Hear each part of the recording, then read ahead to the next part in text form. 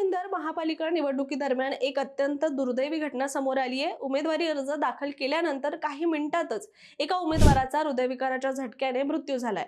जावेद पठाण वय 66 असं या उमेदवाराचं नाव असून मीरा रोडच्या नयानगर भागातील निवडणूक कार्यालयात त्यांनी मंगळवारी राष्ट्रवादी काँग्रेसकडून प्रभाग क्रमांक 22 मधून अर्ज दाखल केला होता। अर्ज दाखल करून बाहेर पडताच त्यांची तब्येत अचानक बिघडली।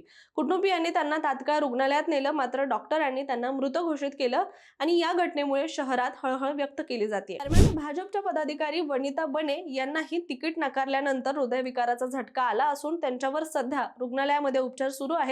मीरा भाईंदर महापालिकेसाठी 15 जानेवारीला मतदान होणार असून 16 जानेवारीला निकाल जाहीर केला जाणार आहे। दरम्यान मीरा भाईंदर महापालिकेच्या मागील निवडणुकीत म्हणजेच 2017 मध्ये भाजपने 95 पैकी 61 जागा जिंकून सत्ता मिळवली होती आणि शिवसेनेला 22 जागा मिळाल्या होत्या। त्यामुळे यंदाची निवडणूकही महत्त्वाची ठरणार असून सगळ्यांचं याकडे लक्ष लागलेलं आहे।